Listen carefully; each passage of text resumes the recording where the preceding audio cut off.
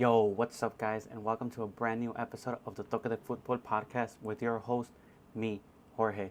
Today, I want to talk to you guys about the title races in Europe's top 5 leagues, and we'll also be talking about the UCL semifinals for this week, of course. So, just a little short video for you guys here, but let's start off with the Serie A now. I normally don't watch the Serie A that much, but the title race is very tight, and it's actually one of the most intriguing in my opinion. So, what happened to Inter, man? They were like unstoppable a couple of weeks ago, and now they've lost 3 straight. They lost to Bologna last weekend, they lost to Milan in the Coppa semifinals, and they lost to Roma at home just this past weekend. They are now 3 points behind Napoli. Remember that they did lead Napoli by 3 points last weekend before their tie against Bologna, and now they're sitting 3 points behind. I watched the Bologna game for the most part. I didn't watch the semifinal, and that was a big surprise when I found out that they got thumped 3-0. So I was like wondering, what's going on with Inter, you know? And then the Roma game. Now, I didn't watch this game, but I did watch the highlights. And to me, Inter looked very tired. It looks like all competitions are finally starting to catch up to them. And not only that, Inter's kind of more of an older side. They don't really have much youth. I think that that old style of play is finally catching up to them. They just look old and tired.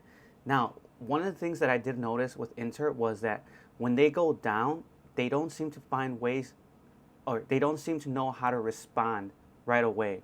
And that's become a huge problem for them, especially with the Roma game. From what I saw in the highlights, after Roma scored, they didn't really have that many clear chances. And I would have to say the same thing with the Bologna game. The Bologna game was a very low-intensity, low-chance game. Like, Inter really likes to play that slow-paced style football and just try to defend as much as possible because their defense has been great all season. But, they got clean-sheeted all 3 games. They lost 1-0 to Bologna in the last minute, 3-0 to Milan, and then 1-0 to Roma. How do you not score a single goal when you're looking to win a treble here, and now your treble dreams are away? And now you might only have a UCL dream with the Serie A being 3 points behind Napoli. This has been a disastrous week for Inter. I'm not sure what happened to them. I was not expecting this whatsoever. When I looked at the tables last weekend, I thought for sure Inter had the Serie A Cup in their hand. Although their schedule doesn't look that easy with 4 matches remaining, they still have to play Verona, who isn't the toughest team, so I think they'll win there. They have to play Torino, who did play Napoli today, Sunday afternoon. Now, Torino is a better side, more a mid-table side. And then they have to play Lazio, who's also a very decent side. So nothing easy to come there. And then they'll play Como to end the season. So when I saw those 4 games, I was like, okay, those are all winnable games. They should at least win 3 out of the 4. And at worst case scenario, they'll tie 1. But I did not see this week coming for Inter. Inter has looked disastrous. And what a time for that to come for Inter, considering they have a semifinal match to play against Barcelona in the midweek, and then they'll have to play Barcelona again next week. So, yeah, Inter not looking great right now. They're looking really tired, and their defense is holding up, but letting up 1 goal to Roma, 3 to Milan, 1 to Bologna, and then your offense not being able to produce a single goal is worrisome. So, Inter have a lot of work to do in the Serie A if they want to be able to win. I want to talk about Napoli now because they are the other team that's really chasing for this title, and they are now 3 points above Inter, like we mentioned earlier. Now they won their last week or this weekend's game against Torino 2-0 thanks to a brace by Scott McTominay. And let me just give some praise to Scott McTominay. Okay, first of all, he plays midfield, so he shouldn't be scoring this many goals. But he scored 5 goals in the last 3 games for Napoli. Now, this is outstanding. Scott McTominay is on fire right now for Napoli. And today's goals were beautiful. He just gets himself in scoring positions. He's always just in the box, right around the penalty area, and he's ready to put the ball in the back of the net. He's playing great for Napoli, and this has not been able to come at a better time for Napoli. They are now 3 points above Inter after Inter's falter this week. Unexplainable, like I mentioned before.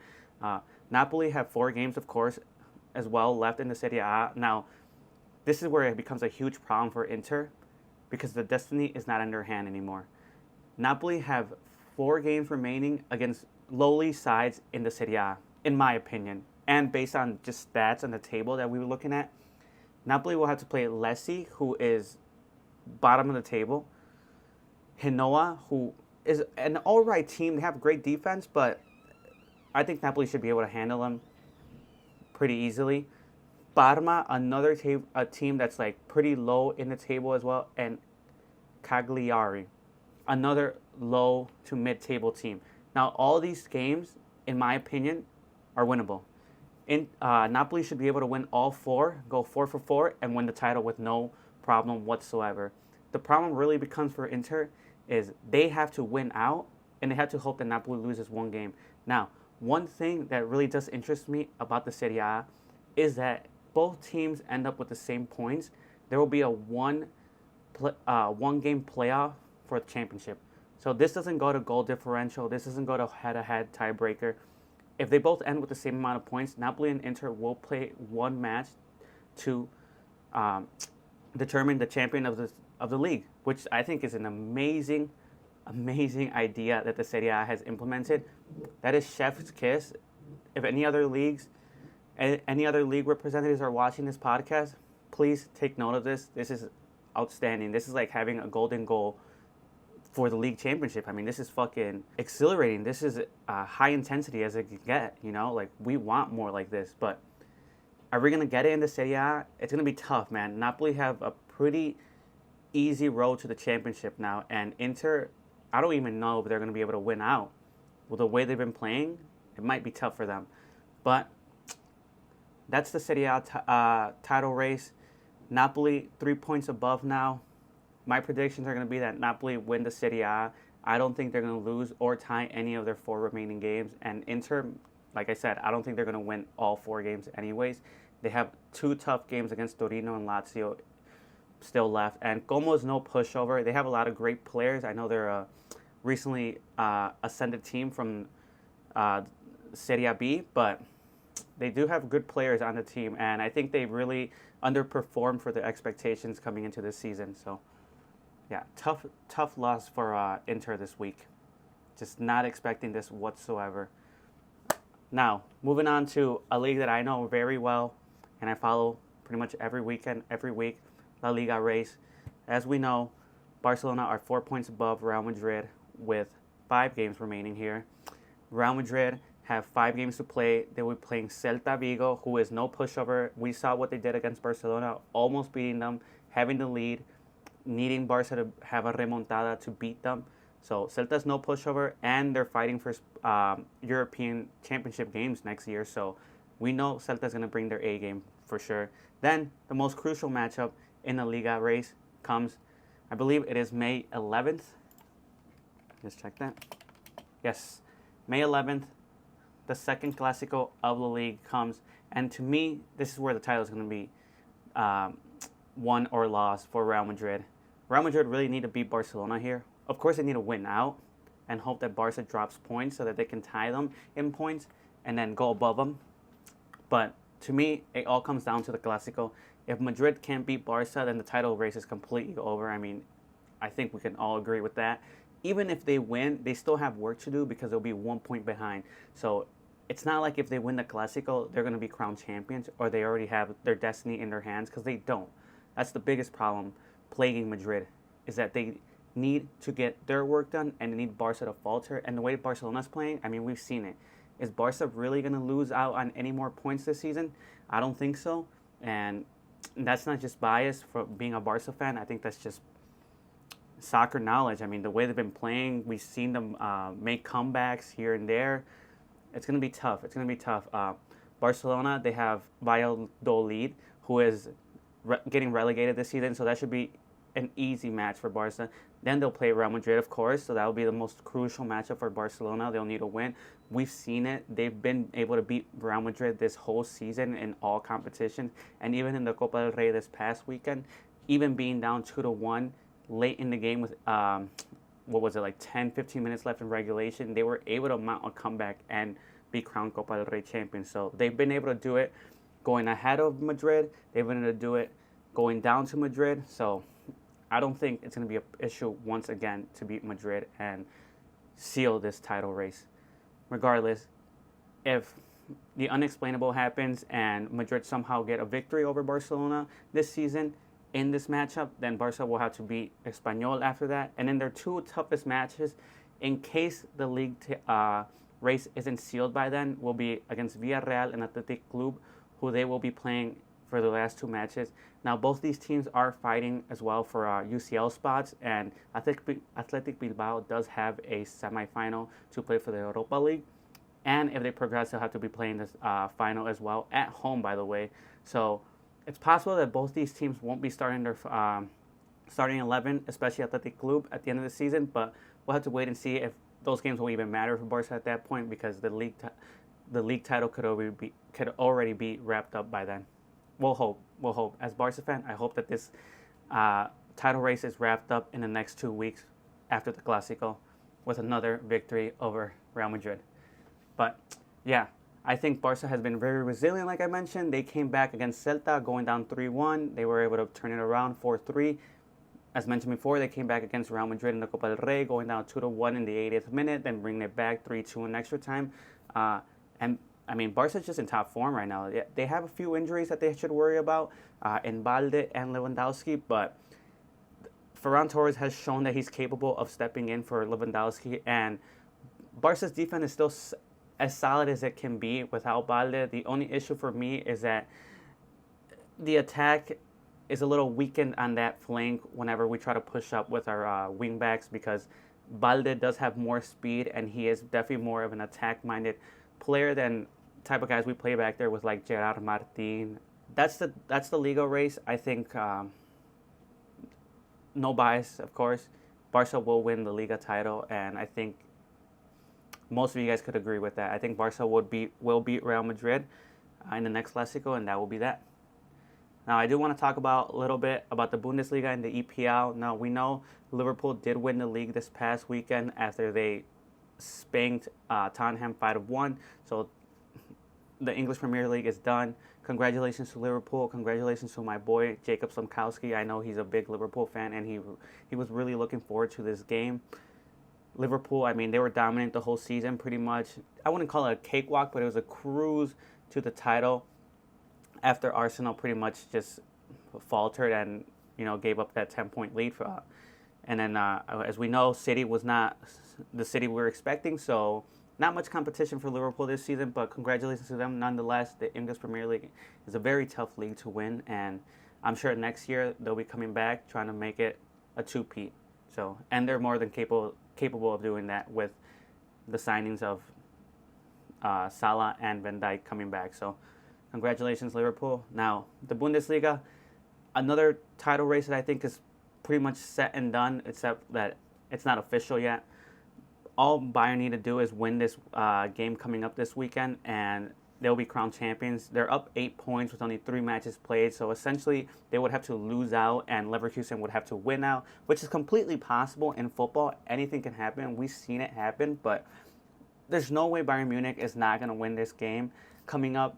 And I mean, Leverkusen, they're not even for sure to win every game remaining, because they've been pretty inconsistent this year, and they've tied games where I thought, like, what are you guys doing tying to these teams? Like, they tied to St. Pauli last weekend, where they should have beat them, and they lost games that they should have won. They just really haven't been the side they were last season, and I think that really plagued them.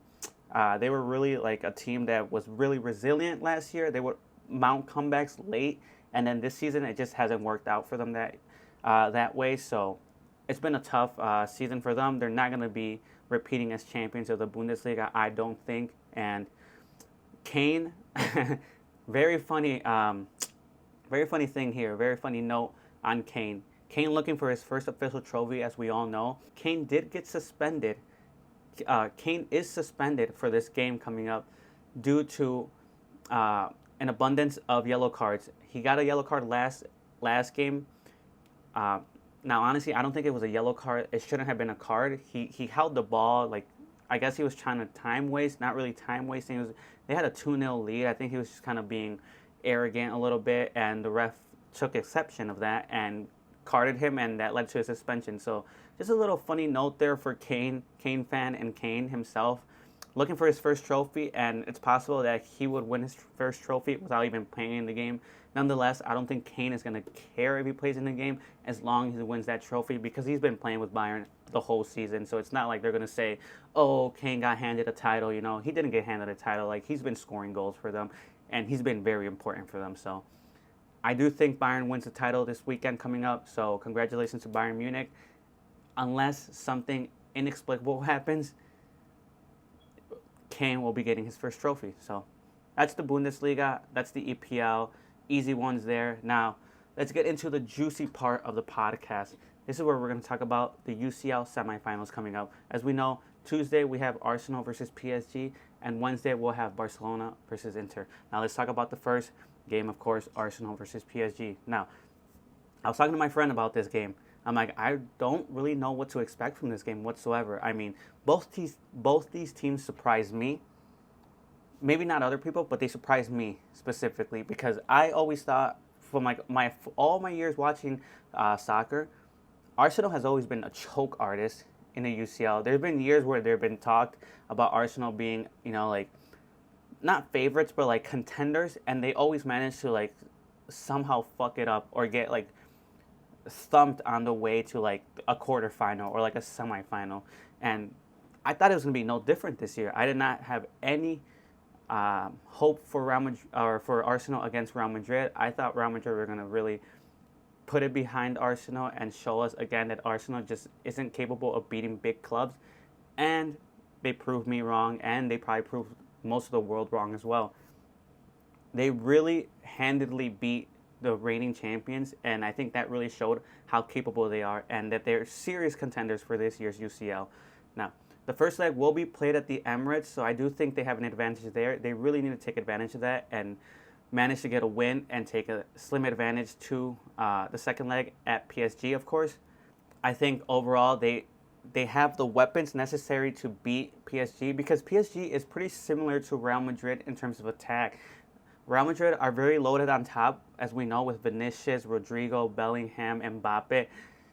It's essentially the same thing, just like at a lesser level for PSG. Dembele, Desiree Doué, Barcola, the Georgian Beast. I'm not going to pronounce his name because I don't know how to pronounce it, and I've tried it so many times. I don't want to fuck up his name.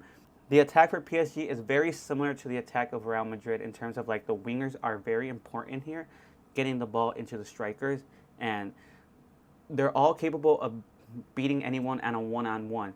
And now we saw what Arsenal did. They were very disciplined in the first and second leg against Real Madrid, and it really didn't give any space to those type of wingers. So I think they're very well equipped of stopping this PSG attack that has been great all season. I mean, they really showed what they can do when they beat Liverpool, and they dominated them in both legs. So that was a shock to me as well.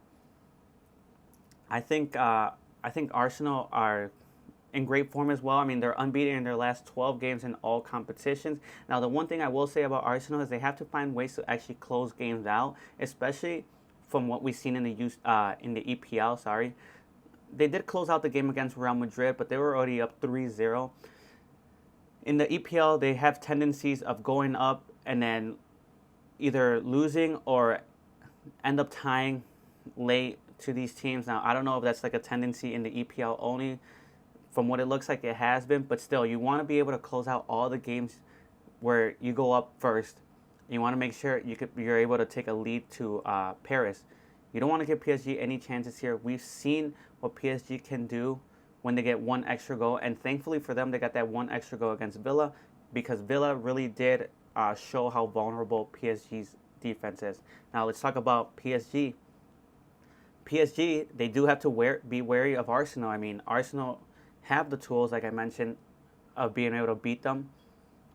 Arsenal do have the tools that they need to beat PSG, and I mean, PSG has already beaten two Prem sides in Liverpool and Aston Villa, and I think that Liverpool is a better side than Arsenal. I don't think Villa is a better side than Arsenal. So PSG is capable of beating any team right now. They can beat Prem teams, they can beat La Liga teams, they can beat any team. They are on fire, and they really have the league. They really have time on their side. Time in terms of they don't have to play for anything in the league anymore. They already wrapped up the league, so they're so focused right now is European glory, of course. So that's on their side. Another thing is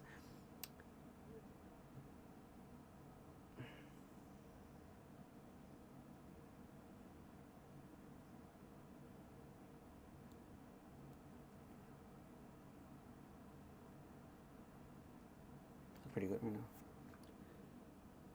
That's on their side for PSG. Now, PSG, like I mentioned, they have these great wingers, so they really need them to be firing on all cylinders because if they're not, it's going to be very difficult for PSG to get anything going. Now, we talked about what they did to Villa, but let's talk about what Villa did to them as well. I think Villa really showed their defensive vulnerability here. I mean, allowing 3 goals to Villa is kind of inexplicable after what they did to them in the first leg at Paris. So I think Arteta took note of this, that PSG is not this unbeatable team that we all thought, because they have looked great all season. But Aston Villa really put a stamp on that game and being like, okay, look, PSG isn't unbeatable. We did this, and you guys can beat them too if you follow our recipe, you know? Now, let's talk about the head-to-head between these two teams, because they have played 3 times in the UCL. 2 draws, 1 victory for Arsenal, and that victory actually came in this year's UCL in league play earlier in the season in 2024. PSG lost to Arsenal 2-0 at the Emirates. So Arsenal do have the upper hand here. They did beat PSG already, and they played this PSG side. So that'll be very important to keep in mind. Do PSG want revenge, and do Arsenal remember what they did to PSG that time to beat them? It'll be very interesting. I think this is one of the most interesting ties. Hard to call comparatively to the Barca-Inter one. I think with everything that Arsenal has done and everything they did against Real Madrid, I actually do see them winning here at the Emirates. Now, it's going to be by the minimum. I'm not going to put a scoreline to it because my scoreline predictions have been atrocious. But I do think Arsenal win at the Emirates by the minimum. That being by 1 goal, of course. It could be 1-0, 2-1, 3-2. More than likely, I think it's going to be a 2-1 game. Arsenal take an advantage to Paris. That's my prediction for the Arsenal PSG game. Let's talk about the Barca Inter game. All bias aside, okay? Okay, guys, all bias aside. I know I'm a Barca fan. You guys know it. But Inter are coming off 3 straight losses. They're in the worst form at the worst possible time for them. We know Inter like to play a slow-paced game, and all they do is defend. Their defense has been great, as we talked about it before. They have the least amount of goals scored in the UCL, and they had like the 4th least amount of goals scored in the Serie A. Now, the biggest problem for them is, as I mentioned before, they look really tired right now. They look really tired, and when they go down, their response is not great. It kind of looks like they lose clarity, they lose creativity when they go down. They don't know what to do, how to come back from this. Now, you also have to wonder, how is morale with the team after losing 3 games in a row, losing out on your treble dreams, losing the Coppa Italia completely, you can't win it anymore, and then going down 3 points to now leaders Napoli. I mean, morale has to be an issue for Inter, and they really have to pick themselves up from what's happened last weekend during the midweek and this weekend, and find a way to find some inspiration and heart, because you're walking into Barcelona Stadium, and we've seen what Barcelona has been doing. Barcelona are coming off a Copa del Rey championship over Real Madrid, where they showed resilience and the ability to come back after going down in the scoreline. They did the same thing against Celta Vigo when they came back after going down 3-1, and we've seen what they can do in close matches where teams try to lock themselves up and absorb their pressure. I mean, we saw it in the midweek against Mallorca. Mallorca really just allowed Barca to relentlessly attack, and we saw the relentlessness of Barca. They had 40 shots, 13 shots on target. Now, granted that they only did score 1 goal because I thought their decision-making was pretty poor this game, but if that's what Inter's plan, to just defend Barca, I mean, good luck. You're going to have a long, long night. Barca is going to be relentless. They're not going to let up. And with that many shots and that many possibilities, the odds of a goal going in, they get higher. So I'm not sure what Inter's going to come out and do here. How are you going to walk from 3 straight losses to a stadium where Barcelona are coming off of glory and they are just playing their best football? Let's not forget Barca has only lost 1 game in 2025. That came against Borussia Dortmund away, so they haven't even lost at home. Inter are in a tough jam here, and I think even without Lewandowski, Barcelona are without Lewandowski thanks to an injury. Guys like Ferran Torres have stepped up greatly. He's done amazing things this season. He is a scoring machine. He just scores. He scored in the Copa del Rey. He scores in the league, and he doesn't even play that many minutes. He's going to be looking for another goal. I mean, this is what he does. He just scores. And let's not forget, Barca has 2 of the best players in the world right now. In my humble argument, 2 out of the top 5 players in the world right now. And to me, Rafinha is the best player in the world right now. He should win the Ballon d'Or if Barca win the league, and especially if they win the UCL. Now, Lamine is like otherworldly. His passes are insane. That pass to Ferran Torres for the tying goal in the Copa del Rey was extraordinary. I mean, outside the foot, it's just insane. Like, I wish I had that touch. That'd be freaking phenomenal. But I mean, Barca just has stars, really, and they're relentless. And these 2 guys are able to beat anyone on a one-on-one. So if Inter really hopes to just defend Barca the whole time, I mean, good luck trying to stop these 2 guys. Now, Madrid did well against Rafinha. Rafinha did not have his best game, and neither did Yamal. But you see what can happen at any given moment. Yamal can just find a magical pass like that, and Barca are in behind, and they'll score. So you can try to defend all you want. You can try to contain these players all 90 minutes, but with their skills, there's bound to be one moment where they're able to break this defense and cause you trouble and probably put one in the back of the net. So, to me, Barca have all the tools to hurt Inter defensively in the back, and I do think that Barca do have to be wary about their defense as well. What Barca likes to do when they push up is they really like to play a high line, and I think Inter are going to be looking to expose that, and they have players to do it with Thurman and Lautaro Martinez who could get in behind and cause trouble for Barca. So I think Barca do have to worry about that, and we've seen it been exposed before to lesser teams like Celta Vigo. Borja Iglesias scored a hat trick off them, and one of the goals came from getting in behind the defense, and 2 of the goals actually came from the left back position where Alexander Valde is missing. So Barca are vulnerable in the back, and I'm sure Inter has taken note of that. But I mean, these clubs know each other pretty well. They played each other 12 times. Barca winning 6, Inter winning 4, and 2 draws. Now, most recently, they did play in 2022 in the UCL, and Barca did tie 1, and they lost the first game of that UCL. Now, granted, that was a completely different Barca team with a completely different coach, and this is a completely different team now. I mean, this is probably the best team in the world right now. No bias from a Barca fan. We do know Inter hold the most famous win, though, or the most famous tie win against Barca in the 2009-2010 semifinal, where they went on and won the UCL for that year. But what is that, 15 years removed? Yeah. I think Barca and Inter are both going to be on tired legs, of course. They both had midweek games. They both had cup games to play. And once again, they're going to have to be focused on the league and the UCL.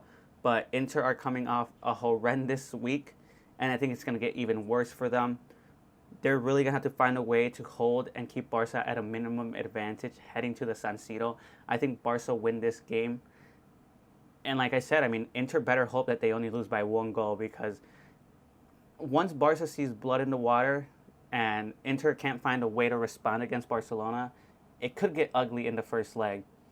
I will put a scoreline prediction on this one just because I am a Barca fan, and I do feel very confident that Barca is going to thump Inter.